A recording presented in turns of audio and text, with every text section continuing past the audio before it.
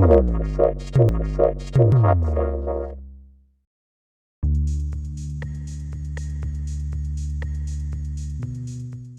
and welcome to Crux Investor. In a minute we're going to be speaking with Jayant Bhandari. He's an investor, an economist and a philosopher. He's well known for his polarizing views of his home country of India and that of the natural resources space. So hello Jayant, how are you? I'm very good, Matthew. How are you? Fantastic. I think you're an economist, a philosopher, I'm going to say, and an investor. That's absolutely true. These are the three things I focus most of my life on. Right, and you've also been described as brave, honest, outspoken, and alarmist in equal measure. So it says something about the way that you make comments on all of those three areas. It might be true. I'm not an alarmist. I actually try to look at the world in a very balanced way, as balanced as I can. Matthew, as an investor, I have to get my projections right. Otherwise, I lose money. So I try to look at it in as balanced fashion as I can. Right. So clearly the investment is driving all of this, but there's a kind of philosophy to what you do in your investment, and also clearly economics has got to be at the heart of it. You've got to make money, but I can't notice some very sort of liberal themes in there. With some of the commentary that you've made in the past. I mean, how would you position yourself? Well, my real calling is to understand human nature and to understand where the human society is going. And I piggyback my investment strategy on the back of it, because there are a lot of differences between how I see the world and how other people see the world. And if I'm correct, I expect to make more money in comparison to other people. So that's where I come from, but my basic drive is to understand the evolution of human society. So what are your deeply held beliefs about humanity in the sense of being an investor? Clearly, do you think there's an inevitability about it? Do we keep making the same mistakes? Is it human nature? What are the themes that you're looking for? So, Matthew, I grew up in an extremely wretched, poor, and impossible society, and that is, of course, India. And I was always keen on understanding what was it behind India that made this country so utterly poor and so utterly wretched. And when I was driving across the city where I am in today, there were blind children, blind women trying to beg when it's extremely hot. It's about 45 degrees centigrade. They have lives no better than lives of cockroaches. And over my life, I have tried to understand what is it that makes some countries so poor and some countries so rich. India was more poor than China was 20 years back, 30 years back. Today, China is 5 times as rich as India is on per capita basis. And I really want to understand why is it that these countries are so rich and some other countries are so poor. So, and what do you put it down to? I think there's a huge cultural issue. People have to understand that Christian missionaries and European colonizers were God sent to these third world countries. These people tried to change these extremely irrational, tribal, and superstitious people into what I might call a civilization. But they were only successful in a very minor way.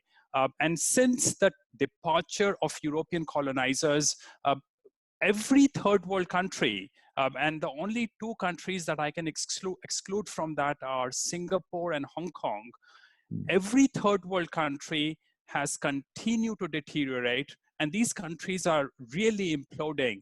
Their institutions are falling apart. Socially, these societies are falling apart because fundamentally, these societies are tribal, superstitious, irrational societies, something that European colonizers and European missionaries managed to make only a small amount of positive difference in. And that positive difference has fallen away because the management is no longer European. These countries need European managements. Without that, these countries will revert back to their Middle Ages, the Dark Ages again. It's a cultural issue, and it takes at least a couple of millennia to change these cultural issues, if at all you can change these cultural issues.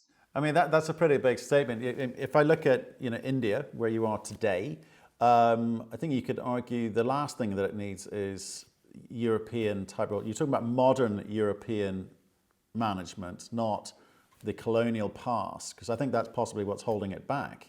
Oh, no, actually, what India needs is the similar management that this country had during the colonial times. The British and Western people of today are very naive. They have lost the wisdom of ruling the world now. So when I say European colonization, I actually do mean European colonization. They were extremely competent at managing these countries. Today's Europeans are no longer competent. And as you know, I spend a lot of time in Europe and North America, and the degradation has set in the Western society today. They are probably no longer competent to rule these third world countries. Right. Okay. Well, I guess the only kind of strong leader you would point to in the West would be someone like Donald Trump. I quite like Donald Trump, but I don't think Donald Trump would be a good person for a country like India. What you needed was people like Winston Churchill or Margaret Thatcher. These are the kind of people India would need to come to a state of sanity. This country is becoming increasingly insane right now. Right, and you say that because of the chaos around the politics at the moment is very confusing, and it's almost gridlocked in a way in terms of the decision making and implementation. I mean, can you give some examples of what's going on there? Well, it is a completely brain dead leadership today. The leaders that the country has today really don't understand anything. They have no vision, no imagination, and they're not just crooked. They are actually very irrational, and I would say rather stupid. So Right. they came into positions of power because they were in a position to manipulate an extremely superstitious masses. And these are the masses who only look forward to free stuff. And today, every political party is trying to outbid each other in terms of who would offer more free stuff to these people. For example, the Indian Prime Minister, the current Prime Minister, when he came to power, had offered to give every family in India, or perhaps every individual in India, about 22,000 US dollars per person. I repeat, 22,000 US dollar per person, when the GDP per capita of this country is about 2,000 US dollar. So how can he bring that kind of money to this country and give it away for free is something no one on the planet can really create mathematics of. But then today, there's another party, the opposition Congress party, which is offering to give every person about 1,000 US dollar per year. Now, again, compared to the GDP of per capita of $2,000 per year, it is an absolutely impossible amount to give as free stuff in this country. But that's all that happens in this country. There's no vision, there's no focus, there's no rule of law, there is no respect for the individual. It's increasingly a tribal society today. Right. So as an economist and a commentator, what's driving you to do this? Are you trying to point out that the system's broken, or have you got a view on how it can be fixed? This can't be fixed, Matthew. This is far too late now because, as I said, Europeans can no longer return back to rule these countries. When Europeans were ruling these countries, Europeans were more competent, much more competent than they are today. And the populations of the third world was about 1/5 of what it is today. So in terms of proportion of management to the masses of the third world countries, we are way out of shape now. It is impossible to manage these countries. About 5 billion of 7.5 billion people on the planet live in these third world countries. and all these countries are imploding. They will fall apart into tribal units. They will fall apart into situations in which they will forever be in war with each other. And this is where I'm coming from. Now, what this means is that this will create a huge amount of chaos around the world as these countries continue to implode. And what you see is implosion in countries like Syria, and you are starting to see problems in Turkey. You see increasing problem in Venezuela. Pakistan is going to implode over the next couple of years. Middle East will suffer hugely if oil price continues to be where it is, which really means that there's a lot of problems that the third world is looking forward to. Now, IMF and the World Bank sing songs of glory about the third world because according to them, these countries are growing very fast. In my view, it is actually the exact problem of these countries because these countries are tribal and they are becoming rich, which pretty much means that they have more time to create problems. So this increased economic growth of these countries will lead to more problems, not less, in these countries. So are you saying that these countries are developing, they are getting richer collectively, but not as individuals? People are being left behind, or the masses are being left behind? There's a huge amount of mismatch between economic growth and cultural, intellectual growth in these people. They have just become more arrogant. Because they have more time, they have become more fanatic and more nationalistic. What you see is a wave of fanaticism and nationalism increasing in all the Southeast Asian countries, Indonesia, Malaysia, Myanmar, Sri Lanka, Bangladesh, India, Nepal. The list goes on because these people have more time and they were not really the kind of people who should have made money. What is actually happening is that because they have more money, they have more time to create problems and they have more access to tools to create troubles in the society. So for now, these people are drunk. They are watching a lot of TV, they are enjoying their cars, but a pleasure-centric society invariably becomes a society that becomes dominated by savagery and barbarism eventually. So let's talk about something. You mentioned at the beginning, you compare India with China. You've got, China has done exceptionally well over the last, 30 years, 40 years. There's a kind of, how would you describe that economy? A benign dictatorship? I mean, what are they doing right? What have they done that India hasn't? These are completely different cultures. And I compare China with India only because other people compare it. And I compare to show that India can never, ever be China. What China has done is that firstly, it is not a democracy. And democracy is an evil concept. Democracy allows the lowest 51% of the population to decide who rules your society.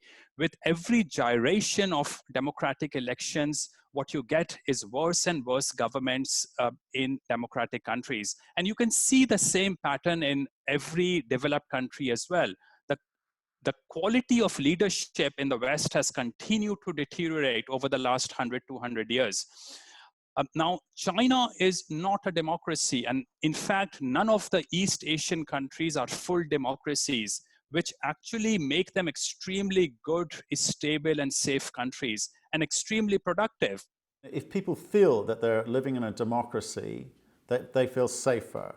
But the reality is they're all guided and controlled. No, this is actually not true. I am in China quite often, and I feel much more safe in China than I am in India. There is much better rule of law in China than there is in India. It's a myth that democratic countries make people feel safer. Look at about 50, 55 countries in Africa. They have all been democratic at some point of time, most of them. But how many of us dare to go to Africa by ourselves? Now, I have been to many of those countries by myself. I've traveled around in Congo and Zimbabwe. But democracy actually means that these people come to believe that mass rule is the right way to rule a society, they actually become more violent than non-democratic societies are. Right. Now, I've worked in 25 countries in Africa as well. I've traveled extensively, and So you know what I'm talking about, Matthew. I do know what you're talking about to some degree. I think some fantastic people, fantastic countries, and there's some individuals who perhaps make it difficult for others. And I think the geopolitics of the region in terms of resources is a discussion maybe for another day. So, as an economist, what are you advocating here in terms of the best way for these third world countries, as you are positioning them, to get out of this market? India, obviously, I think you've got your own very strong views, but what about the rest? There is no way out for the third world countries. There's nothing you can do about them anymore. The very best you can do for them is to have Europeans return back to these third world Which countries isn't going to and rule happen. this country. That's Which not isn't going to happen. And even if it happens over the next 10, 15 years, it will be far too late by then. They continue to make shoes and clothes, and what is their role in society? There isn't really much, because after artificial intelligence and robotics, my guess is that 98% of Indians have no economic value. And remember, when people are capable of only subsistence farming and the population keeps increasing, you have a smaller piece of land to farm on, which means that with increasing population and increasing technology, the situation of this bottom 90% of people actually might be getting worse rather than better. There is no way out for them. All I can say is that people who are conscious, people who have created wealth in these countries, should be looking at the possibility of protecting themselves by investing or moving part of that wealth outside these third world countries, which is the reason why a lot of these people like to buy British pounds, euro, or the United States dollar, and of course gold. That is why gold is so popular in the Middle East and in the Indian subcontinent, because these people don't trust anyone. They don't even trust their own families and friends. These people individually go within their house somewhere, dig a hole and hide their gold, and don't even tell their own family members. This is how low trusting these societies are. It sounds like a dystopian future. The dystopian future has always been there, Matthew, actually. I mean, because you lived in Africa, you probably understand that a person in Uganda, if he wants to open a shop, he actually does not open his shop in the same town or in the same village. He actually prefers to go to Congo or actually some other big city where he can disappear. And that's when he opens the shop, because if he opens the shop in his own village, his friends and family will steal everything away. One country we didn't kind of cover off there was USA. Your views of what's going. We touched upon Trump slightly. What's your view in terms of them as an economic powerhouse moving forward? Matthew, as it stands today, US is the best country on the planet. I spend a lot of my time in the US. I absolutely love that country. And I know a lot of Europeans don't have a positive view of America, but it's a great place with some very good people. But here is the problem with America.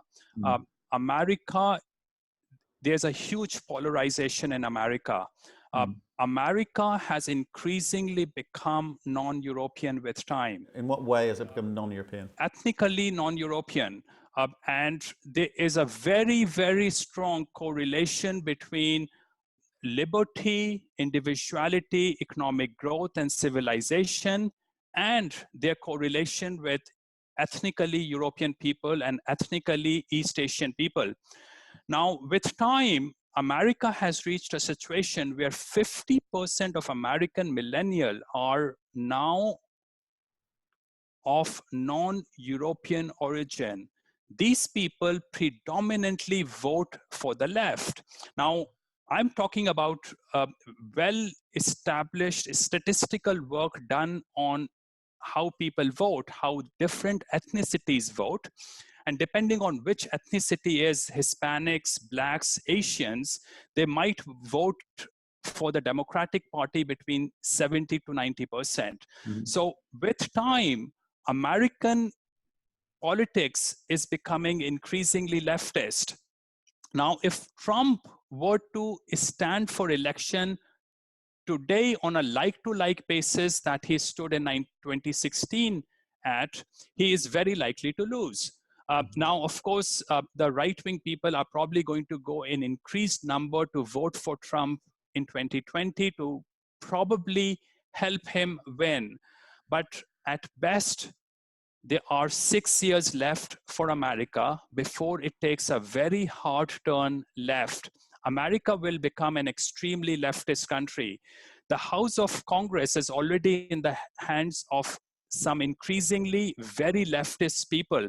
And these are not just simple Swedish kind of socialist people. These are crazy communists, really. These are the kind of people who are taking over the Congress, and eventually Senate will go into their hands as well. And my guess is that after 6 years, there is no hope for a person like Trump to become the president of America again, which means that America, in my view, will be the first Western country to fall off the cliff. The changes will start happening in America very rapidly. But there will be a huge problem in the world as a result of a reduction in American dominance. We all like to complain about how bad America is and how bad America handles when it tries to interfere in the affairs of other countries. But the reality is that despite that America does a lot of mistakes, without America, the world is an extremely, extremely unstable place. Without America, countries of the third world, many of the countries will be fighting with each other. So for example, 2 weeks back, it was America which has stopped what was going to snowball into a full-scale war between India and Pakistan. America is needed, but after 6 years, if America, and I think it will, lose its leadership position, it will no longer in a position to bring the world into stability. We are looking forward to an extremely unstable world 6 years from now. Okay, but if you're suggesting then that Democrats are not capable of having international dialogue as effectively as, say, a Republican government, yeah? Is that what you're saying? Well, partly, but also they will destroy the American economy. They will destroy the American economy, and these are communist people, so they will also have very irrational responses to situations around the world. So they would like to actually encourage people like Hugo Chavez kind of people, or Maduro of Venezuela, or they would like to support people in Cuba. So they will have a completely different focus on how the world should, where the direction that the world should take. Was that the case when Obama was in power? Right, but listen, the thing is that Democratic Party is itself becoming extremely leftist with time. You now have people like Alexandria Ocasio-Cortez who are becoming, now I don't think she will stay in positions of leadership for too long because she's too young and too incompetent in my view, but she will pave way for worse people to become communist leaders in the United States. Now, you can't really compare Clinton, Obama, or Hillary Clinton with what is going to come and emerge in the Democratic Party, because what is coming next is ultra left, not the moderate left that used to be the case so far.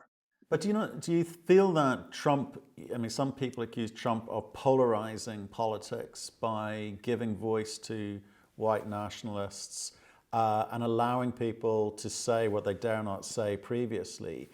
So do you think to some degree the Republican Party is guilty here or not? Well, people have to be able to speak what they want. They should be able to speak. There is a lot that we are no longer able to speak, particularly if you're a white man. And this is disgusting. This is repulsive. People should be able to speak openly about issues. And if they can't defend themselves, then we should be talking about how bad their ideas are. But we should allow people to speak openly. Political correctness is nothing else than what Muslims believe when it comes to their holy book, that you can't challenge anything that's in the book. Similarly, in political correctness, you can't talk about many aspects of today's world today. Okay, and so if I look at obviously we're touching on religion here, which is always an inflammatory topic, certainly even in the States. If, and I guess India is a fairly tolerant society, has many religions.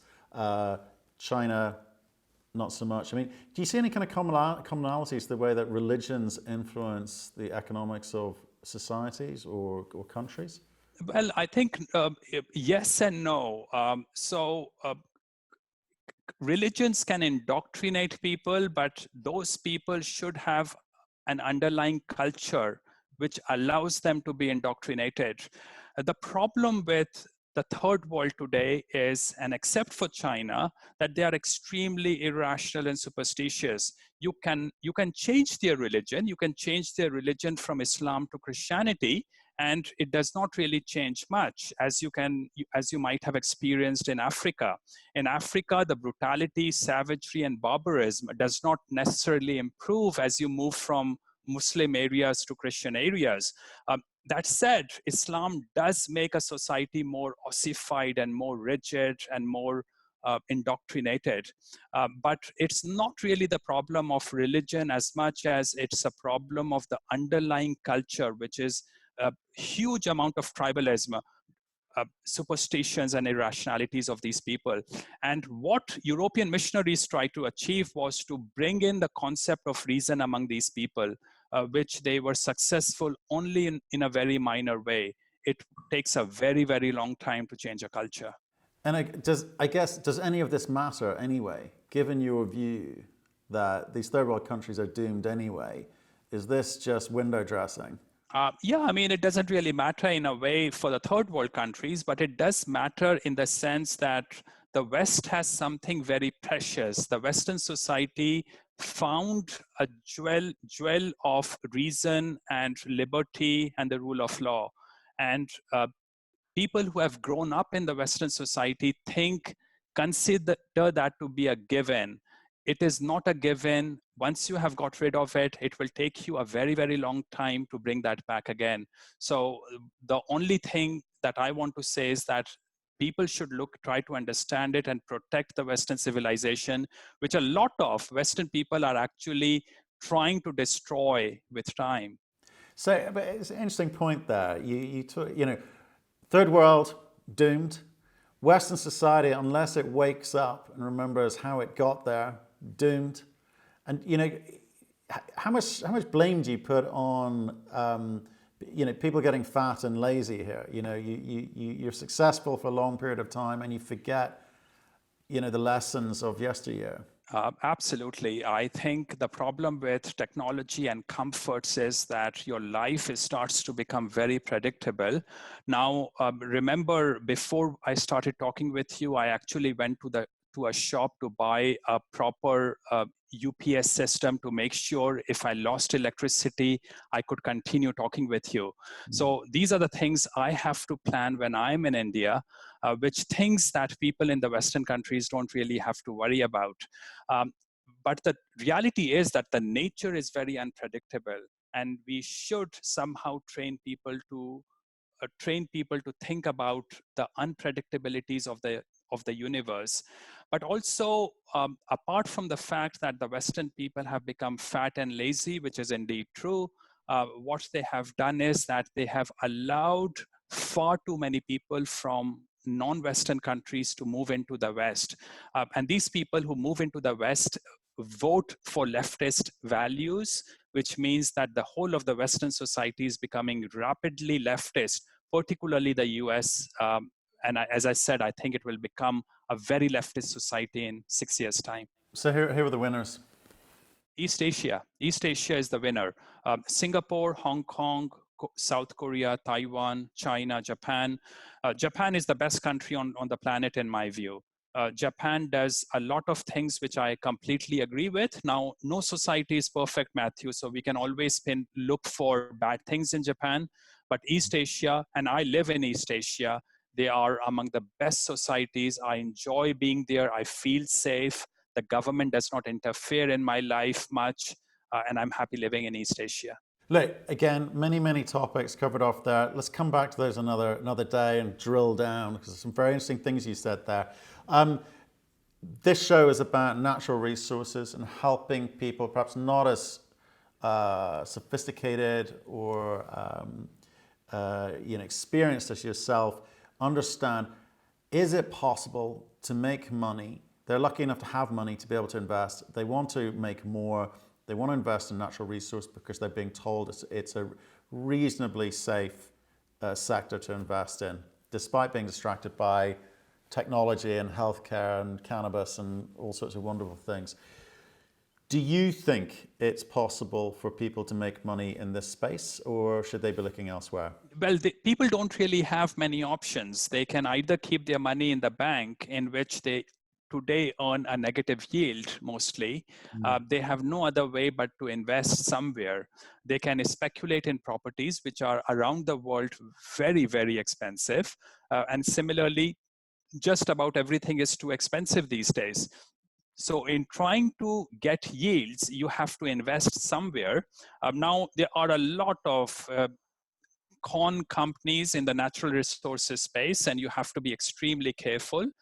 When people want to invest in these companies, I think they should put in enough time to investigate what's happening in these companies. They should try to give in a lot of time putting a value on these companies before they actually go ahead and invest in natural resource sector.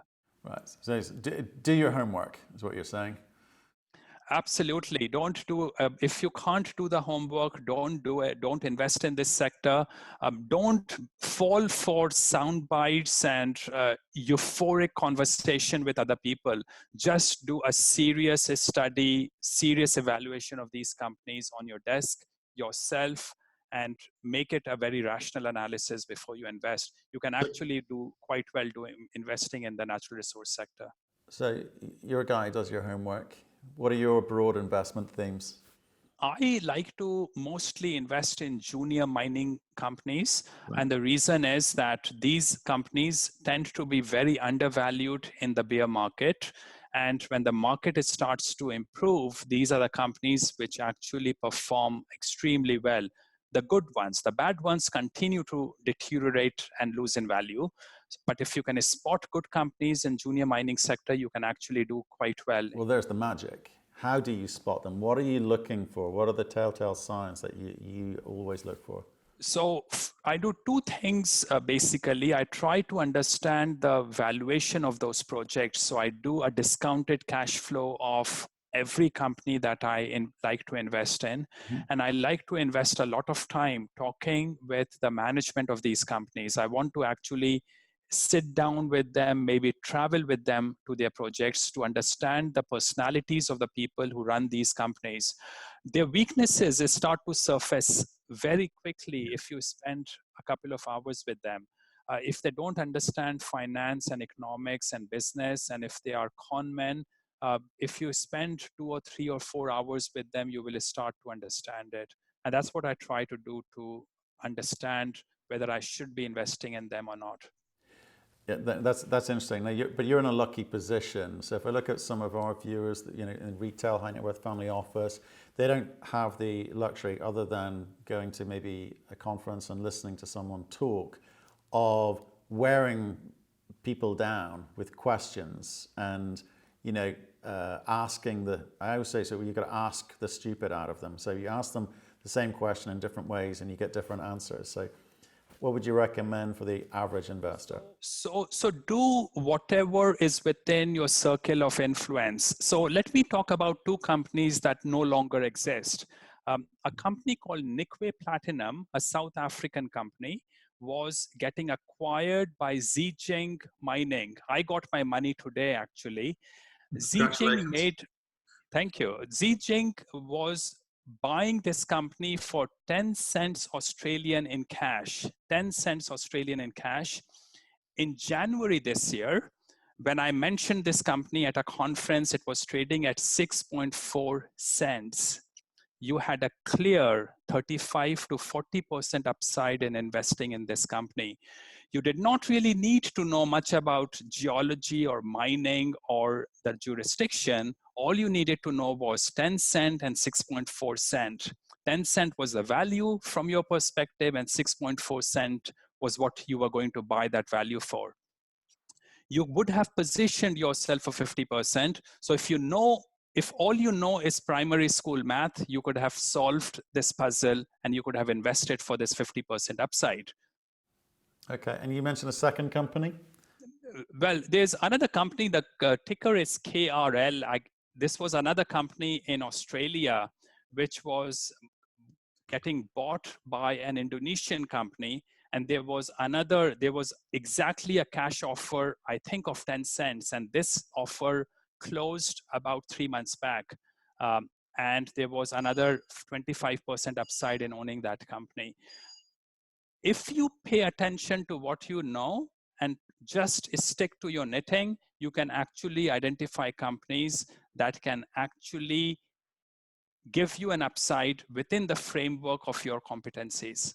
Right, and you seem very comfortable getting PE type returns. You're not looking for a industry term 2-bagger, 3-bagger, 5-bagger. You're looking for plus 20% type returns by the sounds of it. Absolutely, Matthew. Life is made up of bite-sized move forward. Now, I have actually made 10 baggers in my life, several 10 baggers, but when you only aim for 10 baggers, what you do is that you go to a casino and you end up losing everything you have. What you have to do is to take every step forward in a very rational way, break up your path into bite-sized pieces. And if you keep aiming for this 20, 30% assured upside, then you put yourself in a position to then have 10 baggers coming to you when the time comes. And I have had 2 10 baggers in the last 2 years, Novo Resources and Irving Resources. Actually, there were 20 baggers. Now, of course, you can't really make 10, 20 times your money because you don't know the bottom and you don't know the tops. Yeah. But you can actually, if you patiently keep valuing these companies, you might put yourself in a position to make a lot of money. But focus on making sure your downside is protected and there is a reasonable upside in investing in these companies. So I'm going to look at, just want to get into that a bit. So you're focused 100% on the management team. That's the thing that you've mentioned. You've not mentioned technical analysis or the asset or anything to do with the commodity itself. You're saying it's the management will tell you what you need to know. No, I actually do a lot of valuation on these companies. So I invest a lot of time valuing these companies. What I was saying was for people who don't understand much about these junior mining companies. I have been working in these companies for about 15 years now. Those people who don't understand can start from a very basic step, which is to start doing some basic math on some of these companies and then start to make money rather than go for the casino, which means that try to go for a gamble. And that's what I'm discouraging them to do. I'm in a position because I have known hundreds of these companies over the last 15 years. I know the insiders, I know the players, I know the fund managers, I know the investors, I know the properties. Okay, so I mean, yeah, and we do see you around a lot at various conferences, so you are constantly gathering information. I mean, have you got more of an insight than anyone else because of what, spending your time at these conferences, or you rely on the usual resources? I mostly rely on the usual resources. When I go to conferences and when I go traveling around the world, My basic interest is to understand and see things that the media might not tell you, and the media actually lies to you all the time. So I have to travel around the world to make my own opinion about what is actually happening in these countries. It's interesting. I think there's definitely a lot of white noise out there. There's a lot of people saying the same things. It's very hard to work out what the truth looks like. I hear what you're saying there. But do you think the media, when you say the media, the companies are paying for the media, so therefore are you blaming the companies for misleading investors? Well, yeah, I mean, there are a lot of pressures on everyone to not tell you the full truth. And when I used the word media, I was talking about the mainstream media, the international media. But even when it comes to companies, the managements will never tell you that their stock is overpriced. You have to work that out for yourself. Yeah. So yes, you have to stand on your own 2 feet and do your own analysis at the end of the day. They will tell you it's undervalued though. They will always tell you it's undervalued. I have probably never heard any CEO telling me that his company is overvalued. Again, some great points there, Jayant. So let's talk about a couple of commodities which seem to be hot, topical at the moment, and get your views. I know I have some views on them. So let's start with the uranium space. Uranium, everyone's talking about it. It's great expectations. Section 232. It's going to change everything. What do you think? I am not optimistic about uranium at all. I'm actually very negative about uranium mining.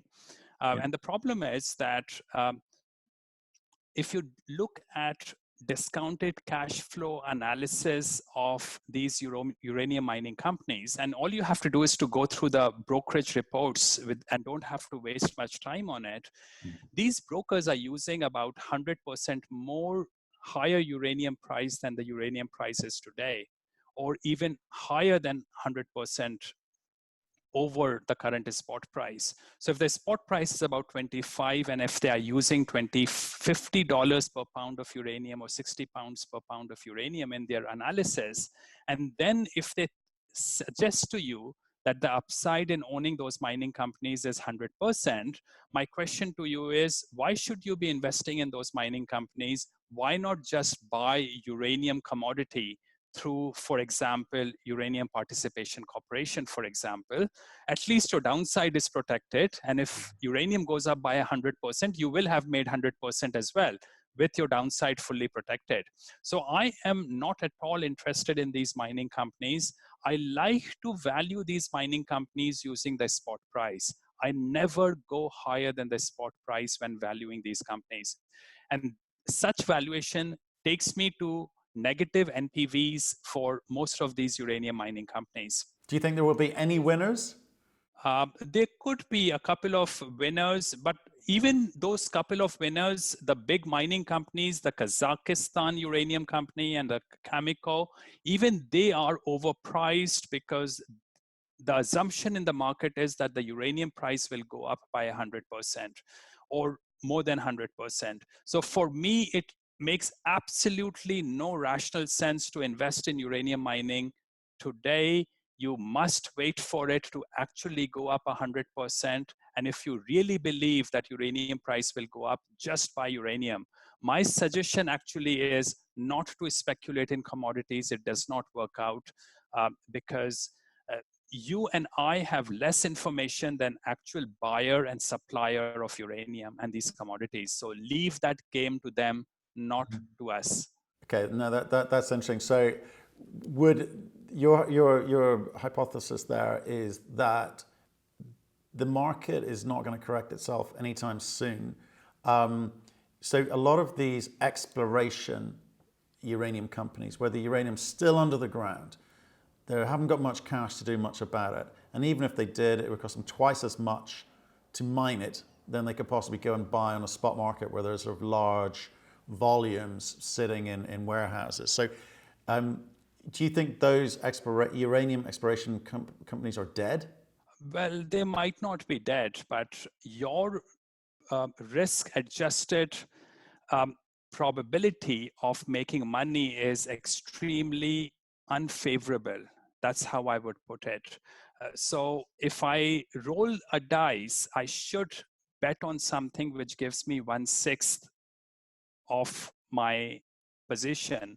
Now, if it gives me 1/100th of my position, then eventually I'm going to lose everything in a few rolls.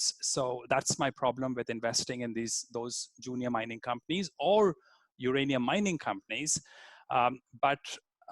So, and the problem is that when I'm thinking about the future of a commodity price, for me, today's spot price is really the future price as well, because in my view, if there's a 50% chance of price moving up, there's also a 50% of chance of price moving down.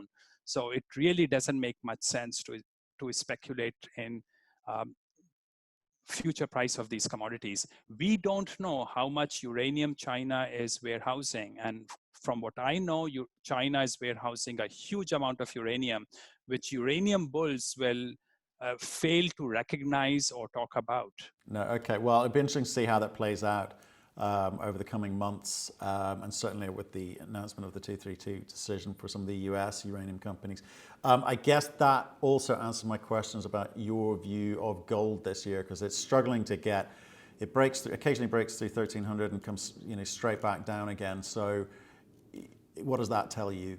So, Matthew, I told you I don't like to speculate in commodities, but I think I know something about what's happening in the world that the rest of the world doesn't really understand. An exclusive. And that thing, absolutely. And this is what I was talking about initially, which is the implosion of the third world. This is going to bring a huge amount of instability in the world. And what you already see in the Western world is that growth has peaked for now. And this has peaked in a sense that you can't really invest for yields anymore, which means that a zero yielding asset called gold will become increasingly attractive for people. Also, the level of trust is falling in the Western society. And as level of trust falls in any society, people like to keep their money and their wealth in their own pockets, and gold gives them that access. I think the future of gold looks very good, of course, for all the wrong reasons, because the third world is imploding and the Western society has for now reached peak growth, which means that it will become increasingly attractive to keep your wealth in zero yielding asset classes. And will it, obviously we're all investing, if you're dealing in equities, you're investing in shares, not a commodity, not a physical asset.